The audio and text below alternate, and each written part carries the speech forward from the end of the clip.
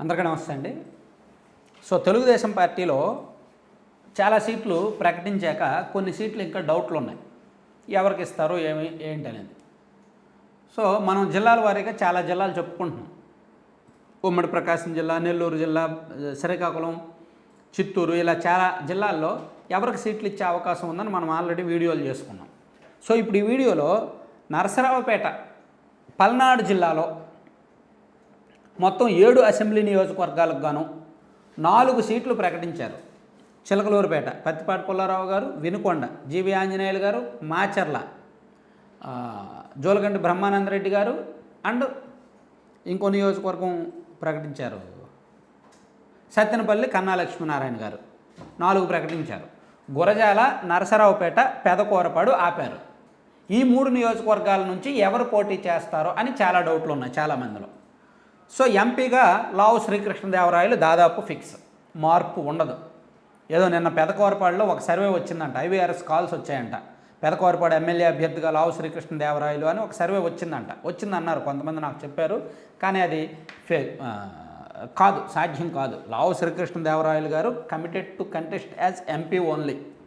ఆయన గుంటూరు లేదా పల్నాడు, నరసరావుపేట ఎంపీగానే పోటీ చేస్తారు. గుంటూరు ఆల్రెడీ పెమ్మసాని చంద్రశేఖర్ గారు ఫిక్స్ అయ్యారు కాబట్టి నరసరావుపేట ఎంపీగానే పోటీ చేస్తారు. దీనిలో ఎటువంటి మార్పు ఉండదు.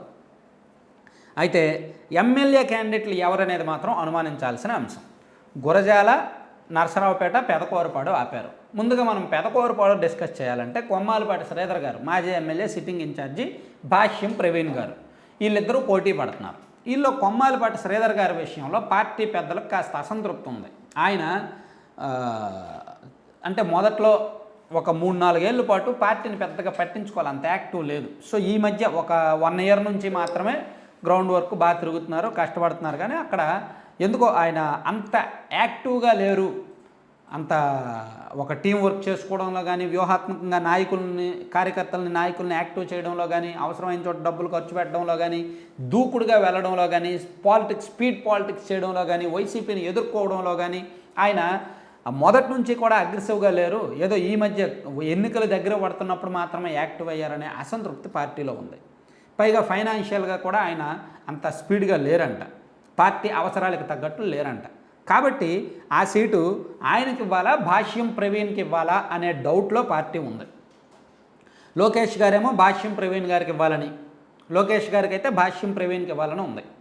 ఎందుకంటే భాష్యం ప్రవీణ్ లోకేష్ గారి టీము ఫైనాన్షియల్గా చాలా స్ట్రాంగ్, ఈ మధ్య సోషల్ మీడియాలో కూడా బాగా యాక్టివ్గా ఉన్నాడు. సో కొన్ని ప్రైవేట్ కార్యక్రమాలు అవి చేసుకుంటున్నాడు ఆయన. చిలకలూరుపేటలో కూడా కొన్నాళ్ళు ట్రస్ట్ పెట్టి నడిపించాడు. చిలకలూరుపేటలో వాళ్ళు వద్దనేసరికి, పార్టీ వద్దనేసరికి సంజయ్ ఇచ్చుకొని పెదకూరపాడు వచ్చి వాలాడు. సో పెదకూరపాడులో చూస్తున్నారు. మేబీ భాష్యం ప్రవీణ్ మీద అంత ఇంప్రెషన్ లేదు, కానీ అతను కూడా రాజకీయంగా నమ్మదగిన వ్యక్తి కాదు. కానీ కాన్స్టిట్యున్సీకి అంటే పబ్లిక్తో అంత రిలేషన్స్ లేవు. పార్టీ పెద్దలతో ఉన్నాయి, ప్లస్ సోషల్ మీడియాలో ఉన్నాయి, కానీ పబ్లిక్తో ఎక్కడా కూడా కనెక్షన్స్ లేవు. కానీ ఆయనకి సీట్ ఇస్తే బాగుంటుంది, ఫైనాన్షియల్గా పార్టీకి పిల్లర్గా ఉంటాడు అనేది మేబీ పార్టీ ఆలోచన కావచ్చు. నాకు ఇద్దరిలో ఎవరికి ఇచ్చినా మనకేముందిలే. కానీ సో ఇద్దరికి కూడా పాజిటివ్స్ ఉన్నాయి, నెగిటివ్స్ ఉన్నాయి. కాబట్టి ఇద్దరిలో ఎవరికి ఇస్తారనే డౌటు. ఇప్పటికీ 50-50 ఛాన్సులు. అవి పక్కన పెడితే గురజాల, నరసరావుపేట ఇవి కీలకం. గురజాల ఎరపతినేని శ్రీనివాసరావు గారు తెలుగుదేశం పార్టీలో స్ట్రాంగ్ లీడర్. గత 30 సంవత్సరాల నుంచి ఆయనే అక్కడ పోటీ చేస్తున్నాడు. గెలిచినా ఓడినా ఆయన అక్కడే.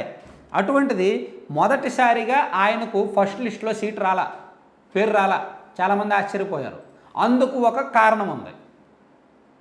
అదేంటంటే ఇప్పుడు ఎమ్మెల్సీ ఉన్నారు కదా, జంగా కృష్ణమూర్తి గారు, ఆయన బీసీ సామాజిక వర్గం. సో ఆయన టీడీపీలోకి రావడానికి ఇంట్రెస్ట్గా ఉన్నారు. సో ఆయన నరసరావుపేట ఎంపీ లావు శ్రీకృష్ణదేవరాయలు గారి టీం. సో ఆయన టీడీపీలోకి రావడానికి ఇంట్రెస్ట్గా ఉన్నారు. ఆయన టీడీపీలోకి వస్తారు. సో ఆయన టీడీపీలో ఒక సీట్ ఇవ్వాలి. ఈ పార్లమెంట్ పరిధిలో ఒక బీసీకి ఖచ్చితంగా సీట్ ఇవ్వాలి. కాబట్టి నరసరావుపేట సీటు ఆయనకి ఇస్తారనే టాక్ ఉంది. నరసరావుపేట ఎమ్మెల్యే సీటు ప్రస్తుతానికి ఇన్ఛార్జిగా అరవింద్ బాబు గారు ఉన్నారు. ఆయనకు టీడీపీ సీట్ ఇచ్చే ఛాన్స్ లేదని మనం గత ఏడాదిన్నర నుంచి చెప్తూనే ఉన్నాం. సో ఆయనకు సీట్ ఇచ్చే ఛాన్స్ లేదు కాబట్టి ఆ సీటుని జంగా కృష్ణమూర్తి గారికి ఇస్తారు. అలా ఇస్తే గురజాల ఎరపతినేని శ్రీనివాసరావు గారికే ఇచ్చేస్తారు, మార్పు ఉండదు అంటున్నారు. లేదు ఒకవేళ గురజాల సీటు కనుక జంగా కృష్ణమూర్తి గారికి ఇవ్వాల్సి వస్తే అప్పుడు ఎరపతినేని శ్రీనివాస్ గారిని నరసరావుపేట మారుస్తారు. నరసరావుపేట సీటు ఎరపతినేని శ్రీనివాసరావు గారికి ఇస్తారు, లేదా నల్లపాటి రాము గారిని ఆయన కూడా ప్రయత్నిస్తున్నారంట. ఆయన కూడా ఈ మధ్య కొంచెం యాక్టివ్ అయ్యారు, ఆయన ప్రయత్నం ఆయన చేస్తున్నారంట. ఇలా రకరకాల పేర్లు ఉన్నాయన్నమాట. కాబట్టి ఈ 3 నియోజకవర్గాల్లో పేర్లని ఆపారు. సో ఎవరు పోటీ చేస్తారో, ఎప్పుడు పోటీ చేస్తారనే డౌటే. మొత్తానికి నరసరావుపేట పార్లమెంటు విషయంలో మాత్రం టీడీపీ క్లారిటీ రావడానికి ఒక వారం రోజులు పట్టొచ్చు. Thank you.